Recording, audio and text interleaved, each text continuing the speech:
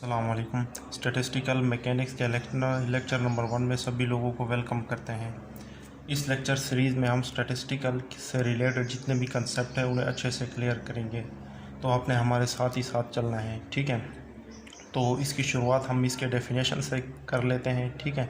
सबसे पहले आपको पता होना चाहिए कि स्टैटिस्टिकल मैकेनिक्स असल में है क्या, ठीक है। तो इसकी डेफिनेशन कुछ यूँ है कि एक मैथमेटिकल फ्रेमवर्क है, ठीक है। It is a mathematical framework जो कि स्टैटिस्टिकल मेथड और प्रोबेबिलिटी प्रोवाइड करती हैं। स्टैटिस्टिक का क्या मतलब है? स्टैटिस्टिक का मतलब यही है आदाद-ओ-शुमार, ठीक है, आदाद-ओ-शुमार या गिनती, ठीक है। तो ये जो है ना स्टैटिस्टिकल मेथड और प्रोबेबिलिटी प्रोवाइड करती हैं ऐसे सिस्टम के लिए जिसके अंदर बहुत ही ज़्यादा माइक्रोस्टेट एग्जिस्ट करें, ठीक है। फॉर एग्ज़ाम्पल कि अगर हमारे पास एक कंटेनर है, ठीक है, उसके अंदर बहुत ज़्यादा गैसियस एटम है, ठीक है, बहुत ज़्यादा एटम है, ठीक है, हज़ारों लाखों करोड़ों के हिसाब से, ठीक है। उन्हें हम किस तरह काउंट कर सकते हैं, ठीक है। तो ये इसका जो एक मेथड होता है स्टैटिस्टिक मेथड, ठीक है। तो ये स्टैटिस्टिकल मैकेनिक्स क्या statistic method and probability theory provide करती हैं to large assemblies of microscopic entities का क्या मतलब है? शय, ठीक है, और असेंबलीज कह दें या आप सिस्टम कह दें, ठीक है। It is a mathematical framework that provide statistical method and probability theory to large assemblies of microscopic entities, ठीक है।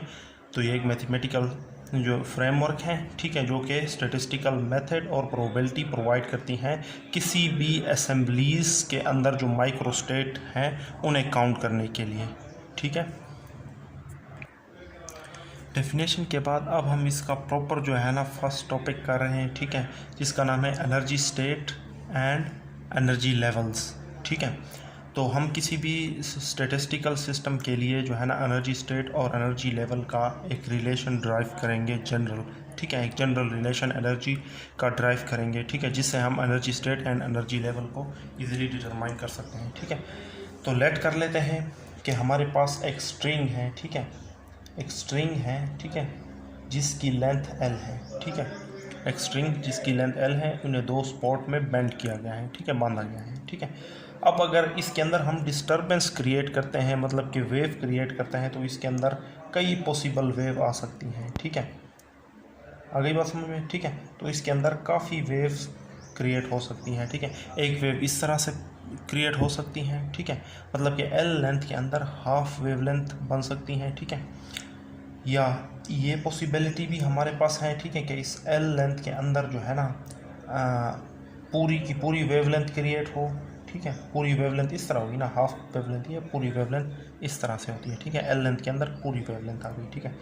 ये भी पॉसिबल है कि L लेंथ के अंदर जो है ना हमारे पास जो है ना एक से ज़ायद जो है ना वेव क्रिएट हो सकती हैं, ठीक है, इसी तरीके से, ठीक है। तो इसके लिए हम क्या रिलेशन लिखेंगे, ठीक है, मैथमेटिकल रिलेशन इनके लिए ड्राइव करेंगे, ठीक है। तो L लेंथ के अंदर हाफ वेव लेंथ है, ठीक है, आधी वेव लेंथ है, तो L इज इक्वल टू λ/2, ठीक है। ये इसके लिए हमने लिख दिया है। अब इसके लिए कैसा लिखेंगे, ठीक है, L इज इक्वल टू, ठीक है, L लेंथ के अंदर एक वेवलेंथ है, पूरी की पूरी एक वेवलेंथ है, उसके अंदर हाफ थी, इस के अंदर जो है ना L लेंथ के अंदर पूरी की पूरी वेव है, ठीक है। तो इसे हम लिख सकते हैं 2λ/2, 2 से कैंसिल, लैम्डा आ जाएगा, ठीक है। इसके लिए भी कर सकते हैं L इज इक्वल टू 3λ/2, ठीक है। इसी तरीके से काफ़ी वेव इसके अंदर क्रिएट हो सकती है। लेट्स सी के n वेवलेंथ इसके अंदर क्रिएट हो सकती हैं, n λ/2, ठीक है।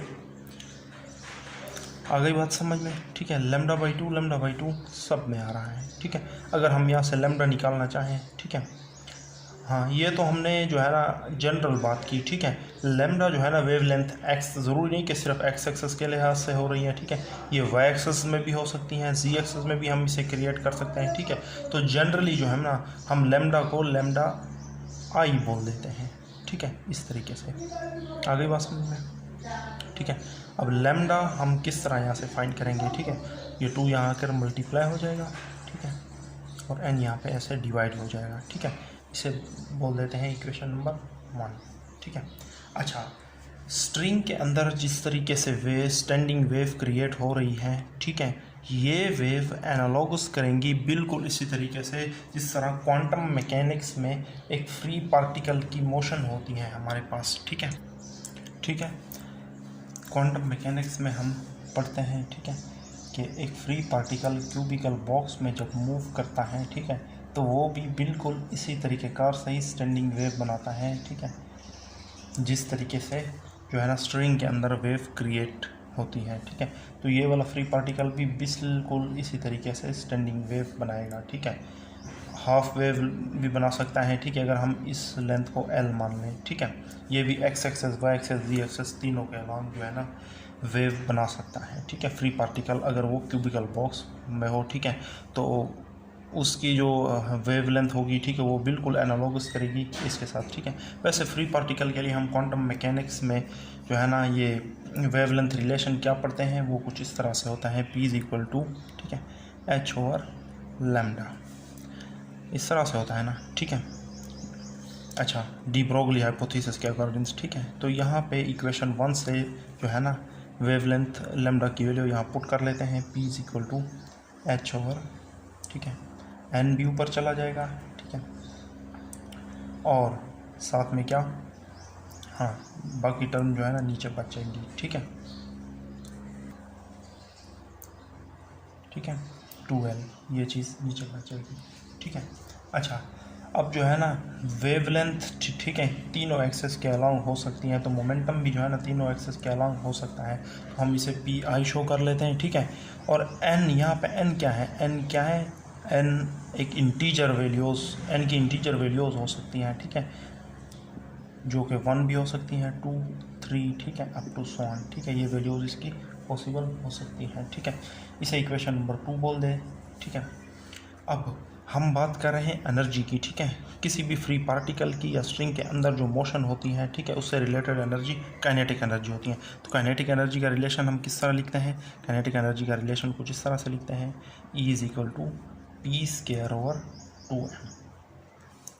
ठीक है, आई बात समझ में, E is equal to P की वैल्यू यहाँ से हम लगा देते हैं, तो हमारे पास क्या आएगा, Ni²। ठीक है, Ni क्यों लिखा है, Nx, Ny और Nc तीनों एक्सेस के अलॉन्ग जो है ना इसकी इंटीग्रल वैल्यू पॉसिबल हो सकती हैं। ठीक है, h², ठीक है, डिवाइडेड बाई 8 हो जाएगा। ठीक है, 2 से मल्टीप्लाई होकर फिर उसका स्क्वायर। ठीक है, 8, ठीक है, ml²।